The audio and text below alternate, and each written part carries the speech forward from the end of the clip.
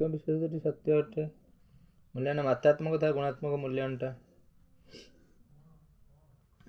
ମୂଲ୍ୟାୟନ ମାତ୍ରାତ୍ମକ ତ ଗୁଣାତ୍ମକ ମଧ୍ୟରେ ମୂଲ୍ୟାୟନର ଉଦ୍ଦେଶ୍ୟ କେଉଁଠି ନୁହେଁ? ମୂଲ୍ୟାୟନର ଉଦ୍ଦେଶ୍ୟ ହେଉଛି କେଉଁଟା ତାର ମୂଲ୍ୟାୟନ? ନିର୍ଦ୍ଦେଶନ, ପରାମର୍ଶ, ଗ୍ରେଡିଂ ପ୍ରଦାନ ଆଉ ଲବ୍ଧାଙ୍କ ଦେବା। କେଉଁ ବିଶେଷତ୍ୱ ଉତ୍ତମ ମୂଲ୍ୟାୟନ ସମ୍ବନ୍ଧିତ? ଉତ୍ତମ ମୂଲ୍ୟାୟନ ବସ୍ତୁନିଷ୍ଠ, ବ୍ୟବହାରିକତା ଆଉ ତାର୍କିକତା। ମୂଲ୍ୟାୟନ ହେଉଛି ଗୋଟେ କ'ଣ? ମୂଲ୍ୟାୟନ ହେଉଛି ଗୋଟେ ନିରପେକ୍ଷ ଆଉ ସାପେକ୍ଷିକ, ରିଲେଟିଭ୍ ଆଉ ଆବସଲ୍ୟୁଟ୍। ନିରପେକ୍ଷ ଆଉ ସାପେକ୍ଷିକ ମାନେ ରିଲେଟିଭ୍ ମୂଲ୍ୟାୟନ। ନିରପେକ୍ଷ ମାନେ କାହାକୁ ନିରପେକ୍ଷ ସାପେକ୍ଷ, କାହାକୁ ସାପେକ୍ଷ ନିରପେକ୍ଷ, ଆଉ ସାପେକ୍ଷିକ ମାନେ ରିଲେଟିଭ୍। ମୂଲ୍ୟାୟନ ହେଉଛି ଗୋଟେ ନିର୍ଣ୍ଣୟାତ୍ମକ ପ୍ରକ୍ରିୟା, ଜଜମେଣ୍ଟ ପ୍ରୋସେସ୍, ଆଉ ଗୋଟେ ବ୍ୟାପକ ପ୍ରକ୍ରିୟା। ଜଜମେଣ୍ଟ ଆଉ ଗୋଟେ ହେଉଛି କମ୍ପ୍ରିହେନ୍ସିଭ୍। ବ୍ୟାପକ ଲେଖ, କମ୍ପ୍ରିହେନ୍ସିଭ୍ କହନ୍ତିନି, ବ୍ୟାଖ୍ୟା କର। ମୂଲ୍ୟାୟନ କାହା ସହ ଜଡ଼ିତ? ମୂଲ୍ୟାୟନ ହେଉଛି ପରିମାପ ସହିତ, ମାପ ସହିତ, ମୂଲ୍ୟ ନିର୍ଣ୍ଣୟ ସହିତ ଜଡ଼ିତ। ମାପ, ମୂଲ୍ୟ, ପରିମାପ। ପରିମାପର ମାନ ହେଉଛି ନିରପେକ୍ଷ, ଆବସଲ୍ୟୁଟ୍। ପରିମାପର ମାନ ହେଉଛି ନିରପେକ୍ଷ, ଆବସଲ୍ୟୁଟ୍। ଶିକ୍ଷା କ୍ଷେତ୍ରରେ କାହାର ମୂଲ୍ୟାୟନ କରାଯାଏ? ନିର୍ଦ୍ଧାରିତ ଶୈକ୍ଷିକ ଉଦ୍ଦେଶ୍ୟ, ଶିକ୍ଷାର୍ଥୀର ଅଧିଗମ ଅନୁଭବ ଓ ଶିକ୍ଷାର୍ଥୀ ଶିକ୍ଷା ଶେଷ ପରେ ଆସିଥିବା ବ୍ୟବହାରଗତ ପରିବର୍ତ୍ତନ। ଶିକ୍ଷା କ୍ଷେତ୍ରରେ କାହାର ମୂଲ୍ୟାୟନ କରାଯାଏ? ନିର୍ଦ୍ଧାରିତ ଶୈକ୍ଷିକ ଉଦ୍ଦେଶ୍ୟର, ଶିକ୍ଷାର୍ଥୀର ଅଧିଗମ ଅନୁଭବର, ଶିକ୍ଷାର୍ଥୀ ଶିକ୍ଷା ଶେଷ ପରେ ଆସିଥିବା ବ୍ୟବହାରଗତ ପରିବର୍ତ୍ତନ। ଶିକ୍ଷାର୍ଥୀ। ନିର୍ଦ୍ଧାରିତ ଶୈକ୍ଷିକ ଉଦ୍ଦେଶ୍ୟ, ଶିକ୍ଷାର୍ଥୀର ଅଧିଗମ ଅନୁଭବ, ଶିକ୍ଷାର୍ଥୀ କାହାର ମୂଲ୍ୟାୟନ କରାଯାଏ? ଶିକ୍ଷାର୍ଥୀ ଶିକ୍ଷା ପରେ ଆସିଥିବା ବ୍ୟବହାରଗତ ପରିବର୍ତ୍ତନ। ମୂଲ୍ୟାୟନ ପ୍ରକ୍ରିୟା ହେଉଛି ସକାରାତ୍ମକ। ମୂଲ୍ୟାୟନ ପ୍ରକ୍ରିୟା ସକାରାତ୍ମକ। ମୂଲ୍ୟାୟନ କେଉଁ ବ୍ୟବହାର ସହ ସମ୍ପୃକ୍ତ? ମୂଲ୍ୟାୟନ ହେଉଛି ଉଭୟ ସଂଜ୍ଞାନାତ୍ମକ ପକ୍ଷ, ଅସଂଜ୍ଞାନାତ୍ମକ ପକ୍ଷ। Cognitive and non cognitive. Cognitive ସଂଜ୍ଞାନ, ଅସଂଜ୍ଞାନ ମୂଲ୍ୟାୟନ। ପରୀକ୍ଷାର କେଉଁ ପ୍ରକାର ମୂଲ୍ୟାୟନ କରାଯାଏ? ପରୀକ୍ଷାରେ ବ୍ୟବହାର ସଂଜ୍ଞାନାତ୍ମକ, ବ୍ୟବହାର ଭାବାତ୍ମକ ମାନେ ଇଫେକ୍ଟିଭ୍, କ୍ରିୟାତ୍ମକ ମାନେ ଲୋକମୋଟରୀ, ସଂଜ୍ଞାନାତ୍ମକ ହେଉଛି କଗ୍ନିଟିଭ୍। ପରୀକ୍ଷାରେ ବା ଇଣ୍ଟେଲିଜେନ୍ସ। ମୂଲ୍ୟାୟନ ଏକ ସଂଶୋଧନୀୟ ପ୍ରକ୍ରିୟା, ମଡିଫିକେସନ୍ ପ୍ରୋସେସ୍। ସଂଶୋଧନ ହୋଇପାରିବ ମୂଲ୍ୟାୟନ। କେଉଁଥିପାଇଁ ମୂଲ୍ୟାୟନ ଆବଶ୍ୟକତା ନାହିଁ? ଅଛି ଗ୍ରେଡ୍ ପ୍ରଦାନ କରିବା, ପରାମର୍ଶ ନିର୍ଦ୍ଦେଶନ ଦେବା, ସଂଶୋଧନ ପାଇଁ ସାହାଯ୍ୟ କରିବା। ମୂଲ୍ୟାୟନ ନିୟମିତ କାହା ସମକକ୍ଷ ହୋଇଥାଏ? ମୂଲ୍ୟାୟନ ହେଉଛି କାହା ସମକକ୍ଷ? ମାପନ ଓ ମୂଲ୍ୟ ନିରୂପଣ। ମୂଲ୍ୟାୟନ ମାପନ ଓ ମୂଲ୍ୟ ନିରୂପଣ ସମକକ୍ଷ। ନିରନ୍ତର ମୂଲ୍ୟାୟନ ହେଉଛି କଣ୍ଟିନ୍ୟୁଅସ୍ ଇଭାଲୁଏସନ୍ ବା କଣ୍ଟିନ୍ୟୁଅସ୍। ପରିମାଣ ଶିକ୍ଷାର୍ଥୀମାନଙ୍କୁ କେଉଁ ଦିଗରେ ଅଗ୍ରସର ହେବାରେ ସାହାଯ୍ୟ କରିଥାଏ? ନିରନ୍ତର ମୂଲ୍ୟାୟନ ଶିକ୍ଷାର୍ଥୀମାନଙ୍କୁ ଲକ୍ଷ୍ୟ ପ୍ରାପ୍ତି ଦିଗରେ ଅଗ୍ରସର ହେବାରେ ସାହାଯ୍ୟ କରିଥାଏ। ନିରନ୍ତର ମୂଲ୍ୟାୟନ ଯୋଗୁଁ ଲକ୍ଷ୍ୟ ପ୍ରାପ୍ତିରେ ସାହାଯ୍ୟ କରିଥାଏ। ଅଭିଯୋଗ୍ୟତା ପରୀକ୍ଷଣ କ'ଣ କରିଥାଏ? ଅଭିଯୋଗ୍ୟତା ହେଉଛି ଯୋଗ୍ୟତା ଓ କ୍ଷମତାର ନିର୍ଦ୍ଧାରଣ। ଯୋଗ୍ୟତା ଓ କ୍ଷମତାର ନିର୍ଦ୍ଧାରଣ ହେଉଛି ଗୋଟେ କଣ୍ଟିନ୍ୟୁଅସ୍ ଇଭାଲୁଏସନ୍। ଲକ୍ଷ୍ୟ ପ୍ରାପ୍ତି ଦିଗରେ ଅଗ୍ରସର ହେବାରେ ସାହାଯ୍ୟ କରିଥାଏ। ନିରନ୍ତର ମୂଲ୍ୟାୟନ। ଅଭିଯୋଗ୍ୟତା ପରୀକ୍ଷଣ ହେଉଛି ଯୋଗ୍ୟତା ଓ କ୍ଷମତାର ନିର୍ଦ୍ଧାରଣ। ଅଭିଯୋଗ୍ୟତା ପରୀକ୍ଷଣ ହେଉଛି ଯୋଗ୍ୟତା ଓ କ୍ଷମତାର ନିର୍ଦ୍ଧାରଣ। ମୂଲ୍ୟାୟନ ଗୋଟେ ନିର୍ଦ୍ଧାରଣ ପ୍ରକ୍ରିୟା। ମୂଲ୍ୟାୟନରେ ନିର୍ଦ୍ଧାରଣ କରାଯାଉଛି, ପ୍ରକ୍ରିୟାର ସମାଲୋଚନା କରାଯାଏ। ଶିକ୍ଷକ ମୂଲ୍ୟାୟନ ଏହି ତଥ୍ୟ ଉପରେ ବିଶେଷ ଗୁରୁତ୍ୱ ଦେଇଥାଏ। ଶୈକ୍ଷିକ ମୂଲ୍ୟାୟନ। ଶୈକ୍ଷିକ ଉଦ୍ଦେଶ୍ୟର ଉପଲବ୍ଧି କେଉଁ ସୀମା ପର୍ଯ୍ୟନ୍ତ ହୋଇଛି? ମୂଲ୍ୟାୟନ ଦ୍ୱାରା ନିର୍ଦ୍ଧାରଣ କରାଯାଏ। ପ୍ରକ୍ରିୟାର ସମାଲୋଚନା। କେଉଁ ପ୍ରକାର ପରୀକ୍ଷଣଟି ଅଭିଜ୍ଞାନ ପ୍ରକାର? Recognition type. ବହୁ ବିକଳ୍ପୀୟ ମଲ୍ଟିପୁଲ୍ ଚଏସ୍ ହେଉଛି ଅଭିଜ୍ଞାନ ପ୍ରକାର, ରିକଗ୍ନିସନ୍ ଟାଇପ୍। ନିରବଚ୍ଛିନ୍ନ ମୂଲ୍ୟାୟନ ହେଉଛି କଣ୍ଟିନ୍ୟୁଅସ୍ ଇଭାଲୁଏସନ୍ ଦ୍ୱାରା ଶିକ୍ଷାର୍ଥୀମାନେ କେଉଁ ଦିଗରେ ଅଗ୍ରସର ହୁଅନ୍ତି? कंटिन्यूअस इवैल्यूएशन द्वारा निजर मूल्यांकन निजे करवा। केउं प्रकार परीक्षणटी अभिज्ञान प्रकार रिकग्निशन टाइप बहु विकल्पीय मल्टीपल चॉइस शैक्षिक मूल्यांकन ये तथ्य उपर विशेष गुरुत्व। शैक्षिक मूल्यांकन होची शैक्षिक उद्देश्य उपलब्धि केउं सीमा पर्यंत होची। निरवच्छिन्न मूल्यांकन होची कंटिन्यूअस इवैल्यूएशन द्वारा शिक्षार्थी माने केउं दिगरे अग्रसर होंती निजर मूल्यांकन निजे करवा। कंटिन्यूअस इवैल्यूएशन विद्यार्थी मानक अधिगम गुड़िकर मूल्यांकन अधिगम कठिनता गुड़िक चिन्हिबा तथा सेमानकर निराकरण निहित रही।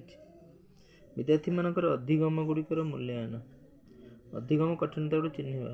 रचनात्मक मूल्यांकन फॉर्मेटिव इवैल्यूएशन विद्यार्थी मानकर अधिगम गुड़िकर मूल्यांकन अधिगम कठिनता गुड़िक चिन्हिबा तथा सेमानकर निराकरण। फॉर्मेटिव इवैल्यूएशन विद्यार्थी मानक अधिगम गुड़िकर मूल्यांकन।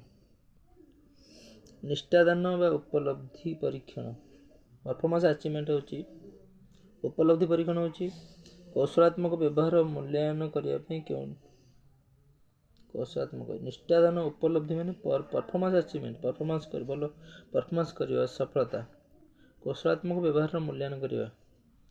अधिगम गुड़िक मूल्यांकन अधिगम कठिनता गुड़िक चिन्हिबा। ये फॉर्मेटिव रचनात्मक इवैल्यूएशन फॉर्मेटिव रचनात्मक फॉर्मेशन निरवच्छिन्न होची कंटिन्यूअस इवैल्यूएशन। केउं प्रकार परीक्षणटी अभिज्ञान प्रकार बहुविकल्पीय मल्टीपल चॉइस वार्षिक परीक्षा पर अष्टम श्रेणी ओडिया विषय शिक्षक द्वारा प्रस्तुत कराଯାଇଥିବା उपलब्धि परीक्षण को संकलनात्मक मूल्यांकन कहा। अष्टम श्रेणी ओडिया विषय उपलब्धि को संकलनात्मक निदानात्मक नुह। अष्टम श्रेणी इंग्रजी शिक्षण द्वारा प्रस्तुत परीक्षण जहाँकि विद्यार्थी मानक शब्द उच्चारण में कठिनता जानिबार सूचना दिए कठिनता ताकू निदानात्मक डायग्नोस्टिक परीक्षण जहाँकि विद्यार्थी मानक शब्द उच्चारण कठिनता जानिबार सूचना निदानात्मक। ओडिया होची संकलनात्मक मूल्यांकन एक निरंतर प्रक्रिया कंटिन्यूअस शिक्षा क्रियात्मक अनुसंधान सूत्रधार स्टीफेन कोर शिक्षा रे क्रियात्मक अनुसंधान स्टीफेन कोर क्रियात्मक अनुसंधान सूत्रपात होची अमेरिका रे क्रियात्मक अनुसंधान शिक्षा रे क्रियात्मक अनुसंधान होची स्टीफेन कोर क्रियात्मक प्रक्रिया मूल्यांकन शिक्षा रे क्रियात्मक अनुसंधान सूत्रधार होची स्टीफेन कोर क्रियात्मक अनुसंधान सूत्रपात होची अमेरिका रे क्रियात्मक अनुसंधान समस्याटी क्रियात्मक अनुसंधान क्षेत्र सह संबंधित विद्यार्थी मानक द्वारा गृह कार्य ठीक समय पूर्ण न करिबा क्रियात्मक अनुसंधान होची संबंधित मूल्यांकन होची गोटे निरंतर प्रक्रिया शिक्षार क्रियात्मक अनुसंधान क्रियात्मक मोटर स्किल होची स्टीफेन कोर क्रियात्मक अनुसंधान होची क्रियात्मक होची अमेरिका अनुसंधान क्रियात्मक अनुसंधान केउंटी समस्याटी क्रियात्मक अनुसंधान विद्यार्थी मानक द्वारा गृह कार्य ठीक समय पूर्ण न करिबा क्रियात्मक अनुसंधान होची विद्यार्थी मानक द्वारा गृह कार्य ठीक समय पूर्ण करिबा। किए क्रियात्मक अनुसंधान कर्ता सह संबंधित व्यक्ति नुहंती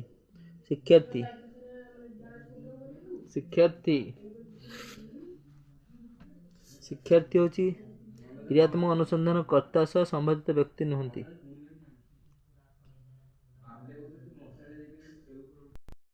शिक्षक विभाग प्रधान शिक्षक मूल्य व्यक्ति अथवा समाज उभयंकर जहाँ वांछनीय सूचना प्राप्ति करा जाए ताहाको आधार मानि चला जाए ए मत देइसंती रेमर्स गेज मूल्यांकन रे व्यक्ति अथवा समाज उभयंकर जहाँ वांछनीय सूचना प्राप्ति करा जाए ताहाको ही आधार मानि चला जाए रेमर्स और गेज केउंटी केंद्रीय प्रवणता माप संपत्ति नुहे अनुस्थिति मैंने केंद्रीय प्रवणता होची मध्यम माध्यम गरिष्ठ तीनटा तो वितरण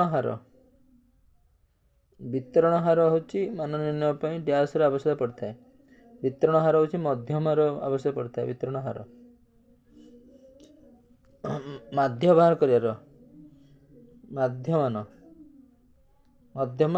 ମାଧ୍ୟମାନ ମଧ୍ୟମ ଗଷ୍ଟକ ମାଧ୍ୟମାନ ହେଉଛି Sigma F Bai totally N.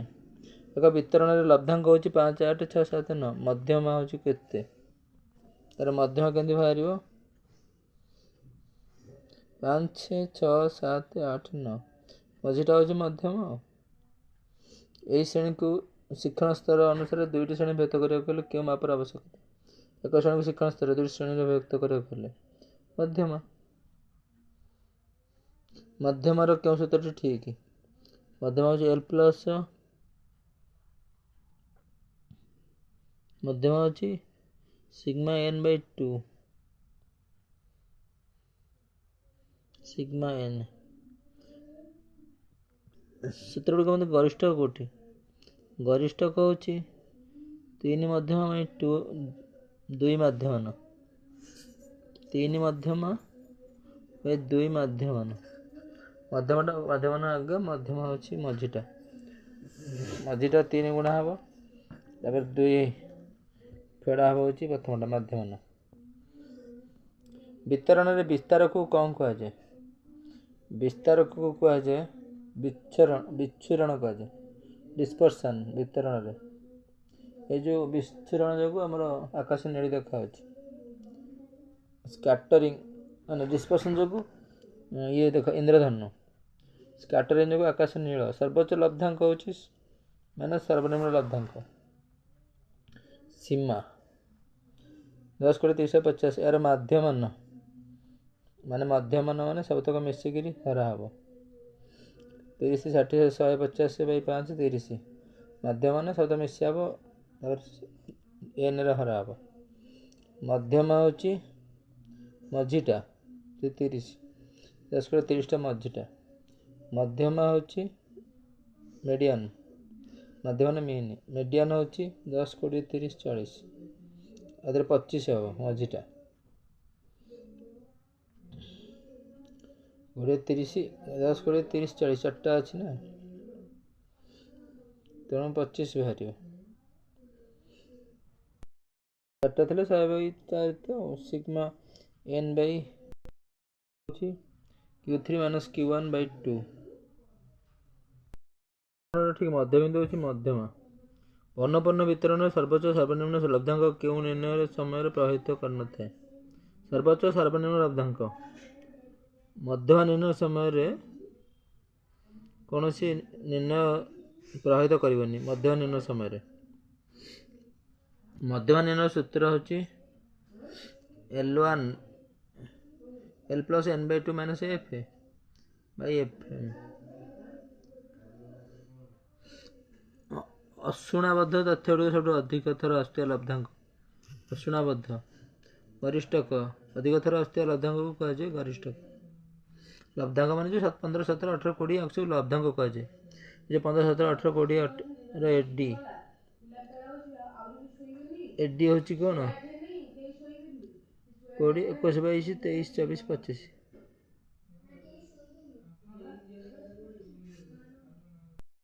ବିଚ୍ଛୁରଣ ମାପକ ଦରକାର ହୋଇଥାଏ, ତାକୁ ମାନକ ବିଚ୍ୟୁତି କୁହାଯାଏ। ପାଇଁ ଆଦିବାସୀ ପିଲାମାନଙ୍କ ନିମନ୍ତେ କେଉଁ ପ୍ରକାର ପାଠ୍ୟପୁସ୍ତକ ବ୍ୟବହାର କରାଯିବ? ଦ୍ୱିଭାଷୀ। ରକ୍ତସ୍ରୋତ ଯଦି ଆବଶ୍ୟକ ପରିମାଣ ଜୀବସାର ସଂଶ୍ଳେଷଣ କରି ଅକ୍ଷମ ହୁଏ, ତ ଶିକ୍ଷଣ ଅପାରଗତା ସୃଷ୍ଟି ହୋଇଥାଏ। ସ୍ୱତନ୍ତ୍ର ଗୋଷ୍ଠୀ ଶିକ୍ଷାର୍ଥୀଙ୍କ ମୁଖ୍ୟତଃ 4 ଭାଗରେ। ବିଦ୍ୟାଳୟ ମନୋବିଜ୍ଞାନୀ ଲାଭିଡଙ୍କ ମତରେ ମୁଖ୍ୟତଃ କେତେ ପ୍ରକାର ପରିବେଶଗତ କାରଣ ଶିକ୍ଷାର୍ଥୀମାନଙ୍କ ଶିକ୍ଷଣ ମୁଖ୍ୟତଃ କେତେ ପ୍ରକାର ପରିବେଶଗତ ଶିକ୍ଷଣ? 3 ପ୍ରକାର ଅପାରଗତା ନିମନ୍ତେ ଦାୟୀ 3ଟା। ସ୍ୱତନ୍ତ୍ର ଗୋଷ୍ଠୀ ହେଉଛି 4 ପ୍ରକାର। କେତେ ବିଭକ୍ତ? ଶିକ୍ଷାର୍ଥୀଙ୍କ ମୁଖ୍ୟ କେତେ